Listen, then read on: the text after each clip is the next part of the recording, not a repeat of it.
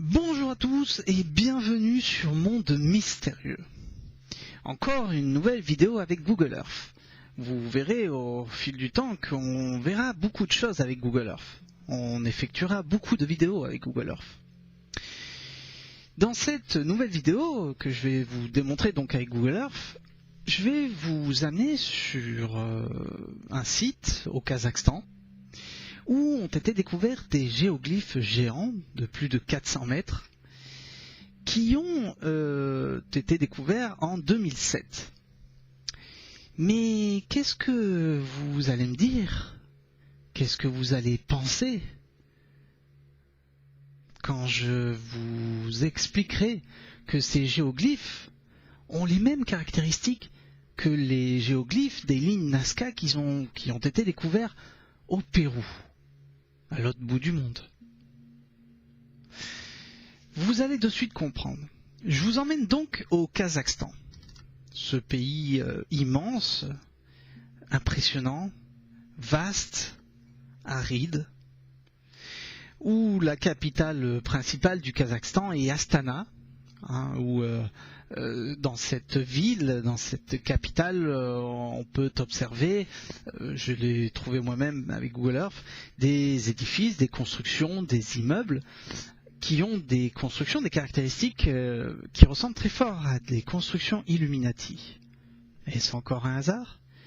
Nous allons pas nous attarder là-dessus puisque c'est pas le but de la vidéo.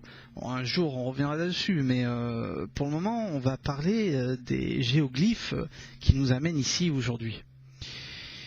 L'histoire donc commence en 2007 quand un économiste kazakh du nom de Dimitri Day,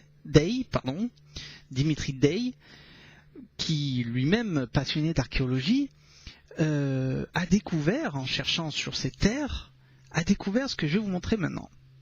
Il a découvert ce géoglyphe géant qui se trouve près d'un petit village. Alors voilà, ici le petit village où on peut observer des anciennes habitations un peu abandonnées. On ne sait pas si c'était des étables ou des genres de fermes ou pour mettre des animaux.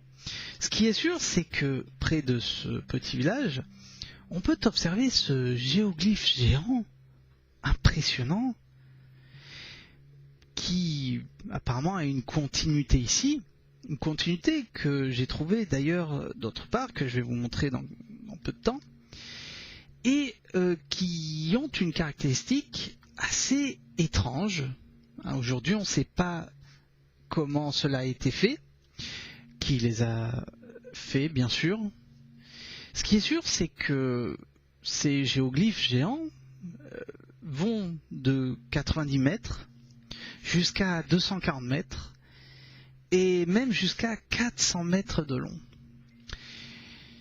Ce symbole représente très fortement la croix Svatiska. Rappelez-vous, on en avait parlé avec Jean-Michel Raoux dans la vidéo sur l'invitation de Lagartha. Et c'est ce qui est apparemment représenté ici sur le géoglyphe donc, que vous êtes en train d'observer.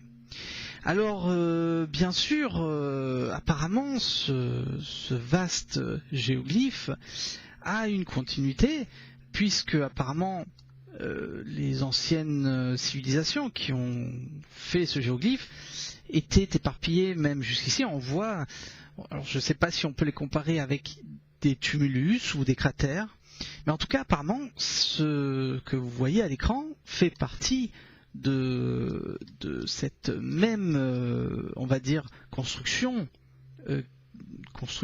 représentation de de cette civilisation qui ont réalisé ce géoglyphe, ce symbole géant. Je vous avais parlé donc de ce petit symbole. Alors regardez, j'ai trouvé, c'est pas un hasard, dans le monde mystérieux, vous savez qu'il n'y a aucun hasard. J'ai trouvé donc ce petit symbole pas très loin de celui-ci, qui est, donc je vous emmène dessus de suite, qui est ici, voilà, vous voyez que c'est exactement, c'est impressionnant, c'est exactement le même symbole, la même ligne, le même dessin. Donc je vais les marquer pour pour pas me perdre ensuite, parce que vous allez voir, ce que j'ai découvert, c'est plutôt hallucinant. Alors attendez, voilà. Donc le géoglyphe de la croix Svaticka, hein, qui se trouve ici. Et donc, comme j'étais en train de vous expliquer, en cherchant ces géoglyphes géants de steppe, j'ai trouvé des choses hallucinantes, des choses répétitives, des symboles, des symboles, des ronds, des tumulus. On ne sait pas ce que c'est. J'ai pas tout répertorié parce que j'ai cherché pendant 2 jours. J'ai trouvé énormément de choses dans cette région du Kazakhstan, dans cette région de Turquoï.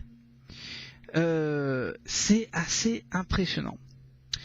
Ce qui est sûr, c'est que non loin de là, donc non loin de ce géoglyphe géant, de cette croix Svaticka, se trouve une autre structure que je vous amène dessus de suite, qui laisse, encore une fois, sans aucune explication.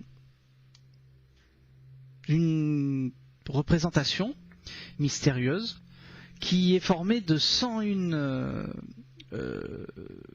on va dire de 101 cercles, cercles qui sont des tumulus.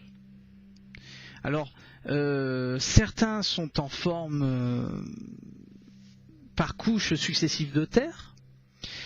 Certains sont en formation en pierre, formés par des pierres, pardon. D'autres avec du sable mélangé à des pierres. Il y a de tout, c'est assez impressionnant. Donc, comme je l'étais en train de le dire, de vous l'expliquer, donc cette représentation, on va dire carrée, pyramidale, si on le regarde d'en haut, mais qui n'est pas pyramidale, est reliée donc par une croix qui est formée par 101 cercles de terre, qu'aujourd'hui nous n'avons aucune explication. Et ce qui est sûr, c'est que des chercheurs, après une investigation, après quelques recherches, se sont rendus compte que ce dessin, ce géoglyphe, cette représentation, appartenait à une culture néolithique qui faisait partie des premières cultures néolithiques qui se trouvaient dans l'endroit. Alors, donc, comme je vous disais, j'ai passé 2 jours à chercher ces géoglyphes, ces représentations, ces dessins inexpliqués, et j'ai trouvé d'autres choses qui, pour nous, dans le monde mystérieux, a aucune explication concrète. Et je vais vous amener sur ces quelques découvertes que j'ai effectuées par moi-même. Comme je vous l'ai dit, je n'ai pas tout répertorié parce que j'ai trouvé énormément de choses. Donc j'ai répertorié les plus importants et bien sûr donc les découvertes que je trouvais qui avaient une signification assez curieuse. Voilà, je marque ce géoglyphe en forme de pyramide vu d'en haut. Et puis en cherchant à côté, non loin de là, j'ai trouvé ceci. Donc un pont, voilà qui est là. Hein. Alors ce pont, que je définis comme un pont, est assez curieux parce que, comme vous pouvez le voir, apparemment ce pont traversait cette ancienne rivière. Je ne sais pas si c'était une ancienne rivière, mais bon, il n'y a aucun chemin, aucune route qui passe d'un côté à l'autre de ce pont. Est-ce un pont ancien, construit par cette même civilisation qui ont réalisé cette représentation, ce dessin, cette forme? Nous ne savons pas. Ce qui est sûr, c'est que ce pont est près de cette représentation. Alors bien sûr, j'ai découvert un autre pont qui, j'ai trouvé ça aussi étrange, qui ressemble un autre pont un peu du même style, sans chemin qui en découle d'un côté ou de l'autre du pont, mais qui ressemble très fortement à un accès, une caverne, qui rentre dans la terre, où on peut voir une sorte de rivière qui sort de cette caverne, de cette entrée, de cette antre, avec un carré vert qu'on peut dénominer comme un lac. Je trouve ça assez étrange. Ce qui est sûr, c'est que cette représentation de pont ressemble très fortement à ce même pont que je vous ai montré auparavant. Alors, en cherchant d'autres représentations que vous pouvez trouver, si vous tapez sur Google Images, vous tapez géoglyphes de Kazakhstan, vous allez trouver pas mal de représentations géographiques, géoglyphiques, géants, qui n'ont aucune explication, des ronds, des croix, des carrés, comme le carré qu'on vient de voir, formé par 101 cercles, 101 ronds de tumulus. Et donc en cherchant, j'ai découvert ceci qui m'a paru, je me suis dit je vais vous en parler parce que c'est assez hallucinant. Voilà. Alors j'ai nommé ça des rayures. Vous allez me dire oui, mais c'est le champ qui a été labouré par un tracteur. D'accord. Si on prend par exemple, on va faire très rapidement une mesure. Si on prend par exemple l'épaisseur d'un de ces traits, de ces rayures, on trouve carrément en mètres qui fait plus de 300 mètres. Bon, jusqu'à là, rien de bien mystérieux. Ce qui est sûr, c'est que ces rayures, j'en ai trouvé de partout. Mais de partout. Il y en a une quantité infinie. Donc des rayures de ce genre, ou des rayures, je ne sais pas si on peut appeler ça comme ça, avec des quadrillages. Je vais vous les montrer maintenant. Donc j'en ai trouvé par exemple dans cette zone, qui est un peu éloignée. Voilà, donc là c'est assez incroyable.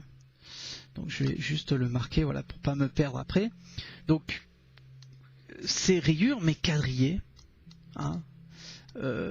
voilà, donc j'ai trouvé pas loin dessus de cet endroit ici. Donc vous voyez qu'il y en a pas mal. C'est assez incroyable. Des rayures quadrillées, c'est un quadrillage. Je sais pas comment on peut appeler ça. Ça fait des centaines de mètres. Il y en a de partout. De partout. J'ai aucune explication. Je sais pas. Je peux pas. Je peux pas. Ce qui est sûr, c'est qu'il y en a de partout. De partout.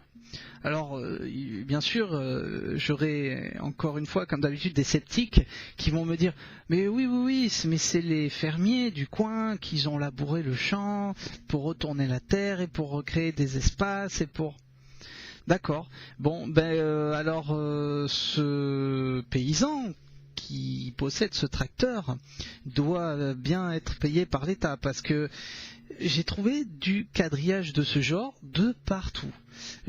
Alors je le marque encore, voilà, pour pas me perdre. J'en ai trouvé donc ici, j'en ai trouvé à cet endroit-là.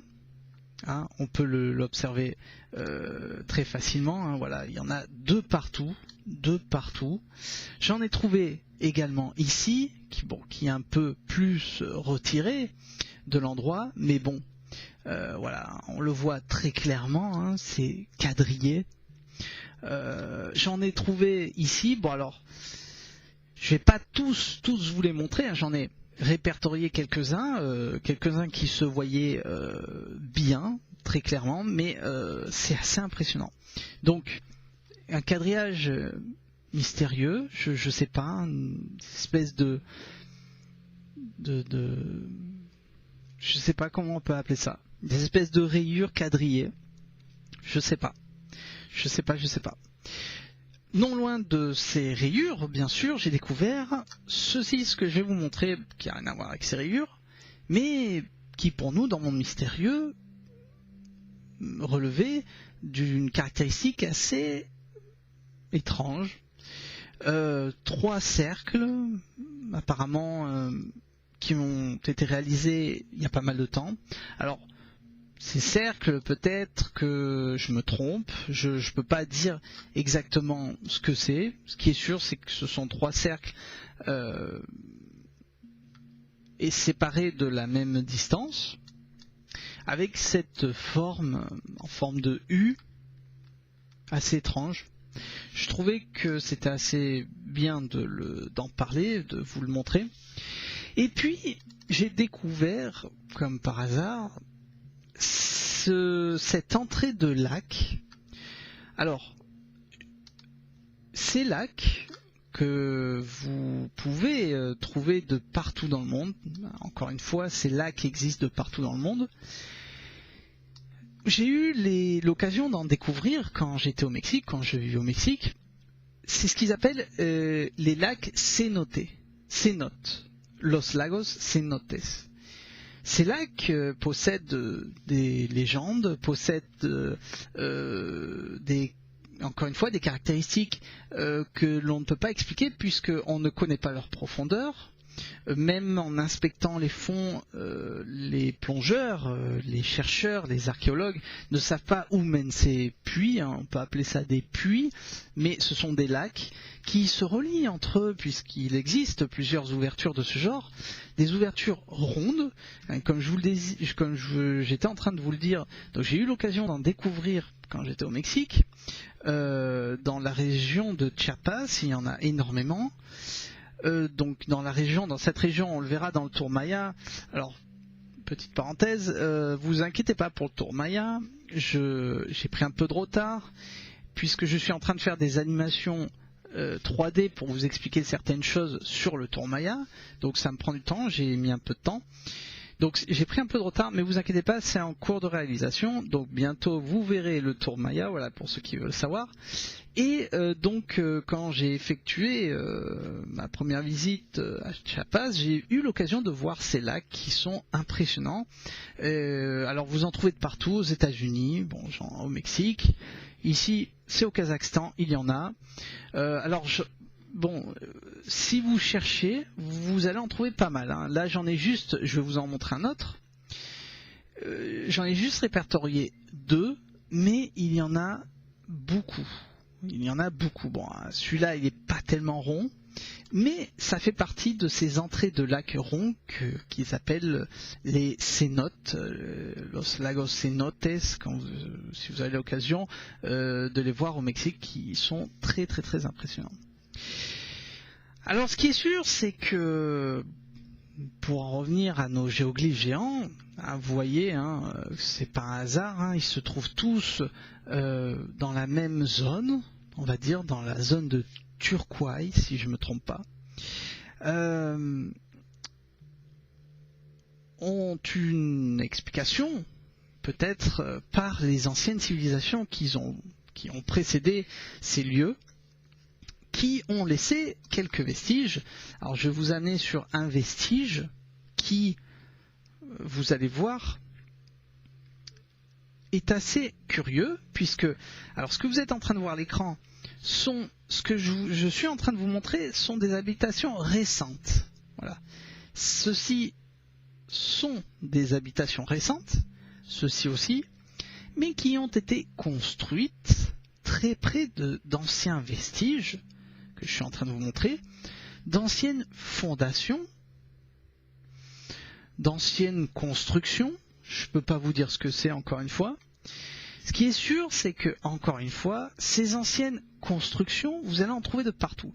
Je vais juste vous amener sur un autre lieu où il y a ces anciennes constructions. Vous voyez, là par exemple, encore une fois, on voit ces anciennes fondations. Encore une fois, aucune explication. Ce que l'on peut dénominer comme être les anciennes fortifications, des anciennes fortifications d'habitation, de lieux d'habitation où vivaient ces anciennes, on va dire, ces anciennes civilisations de l'endroit du Kazakhstan. Mais je vais vous parler d'une histoire qui est assez impressionnante avant de terminer cette vidéo, qui peut-être fait partie de cette histoire de ces anciennes tribus.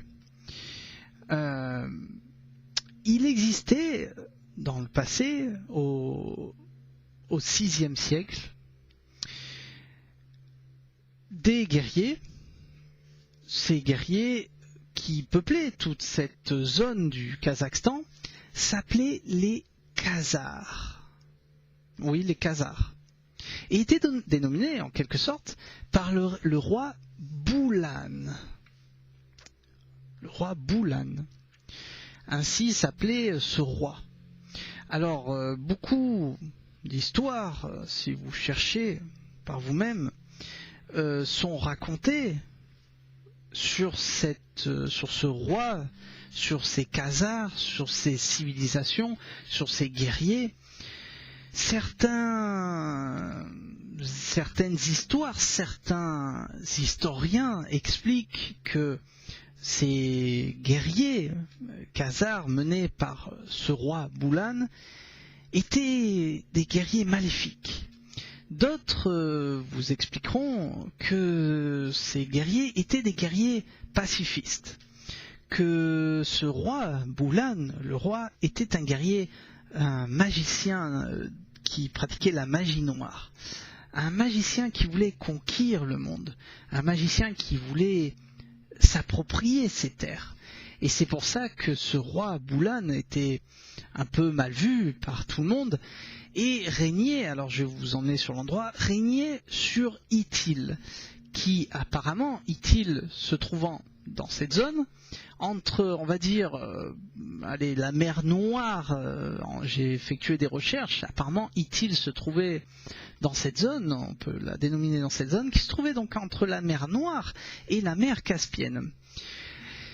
Ce qui est sûr, c'est que cet empire Itil mené par ce roi Boulan, dont on a peu d'explications, ou pas beaucoup d'explications, du moins très peu d'explications, quasiment aucune, cette cité, cet empire, alors que je vais marquer ici, cet empire Itil a été complètement dévasté, brûlé, saccagé par un autre guerrier, on va dire un prince qui était le prince de Kiev à l'époque, qui s'appelait le prince Sviatoslav. Le prince Sviatoslav. Le prince Sviatoslav a donc anéanti cette cité, ce lieu de Itil qui appartenait au roi Boulan. Mais en revenant sur ces terres, le prince Sviatoslav fut lui-même assiégé et tué par des guerriers mongols qui s'appelaient c'est assez compliqué, les Petchénèques. Donc les Petchénèques ont abouti avec ces guerriers, ces rois, qui étaient constamment dans toute cette zone-là du Kazakhstan, qui étaient complètement assiégés, attaqués. Il y avait des guerres, des conflits, des batailles, des disputes de terres, de biens, par ces guerriers mongols. Ce qui est sûr, c'est que dans cette époque du VIe siècle, beaucoup de commerçants avaient du mal à traverser cette zone, ce pays, suite justement au conflit qui régnait au roi, le roi Boulan, qui était très mal vu à l'époque. Ce qui est sûr, c'est que dans cette même zone, et je terminerai là-dessus, je ne veux pas faire une vidéo plus longue, voici ce que l'on peut observer dans cette même zone du Kazakhstan, et vous allez voir, c'est hallucinant. Un pentagramme inversé énorme qui est au bord de ce lac, au bord de cet étang énorme, un pentagramme inversé. Est-ce que ce pentagramme faisait partie de ces histoires de rois, du roi Boulan, qui était considéré comme un magicien maléfique, roi, guerrier, qui, si c'était un magicien maléfique, manipulait la magie noire?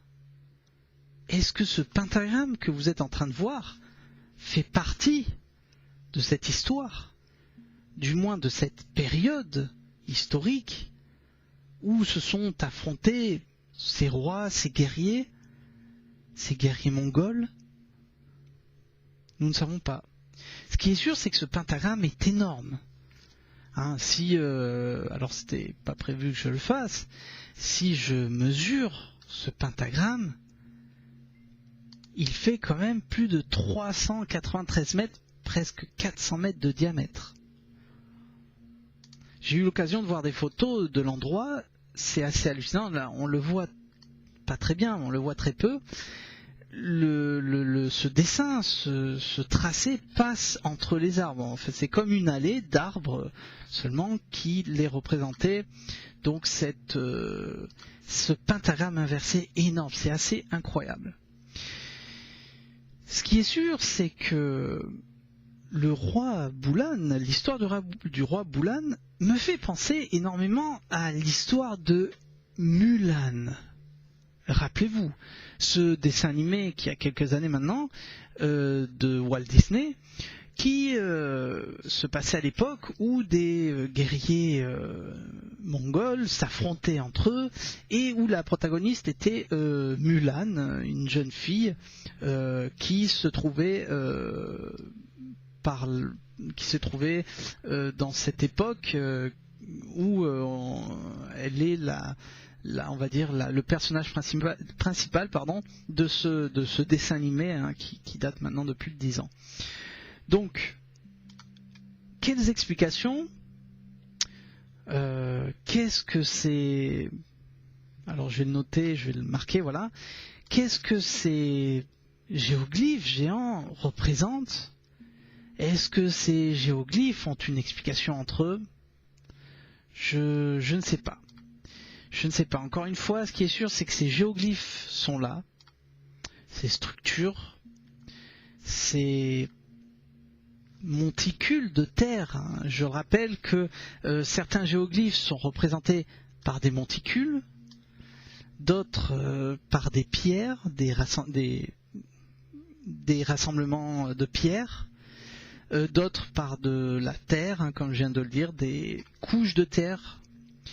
Enfin, je ne veux pas plus vous donner d'explications car je n'ai aucune explication. Ce qui est sûr, c'est que après cette découverte qu'a effectuée Dimitri Day, la NASA s'y est intéressée et a trouvé aussi d'autres représentations. Est-ce un hasard? Non. Non. Ce pentagramme inversé en résulte que cela fait bien partie de cette région et de cette histoire qui s'est encourue à cette époque. En tout cas, les faits sont là, comme d'habitude. Je sais que je vais encore avoir des sceptiques, mais ce n'est pas moi qui les invente.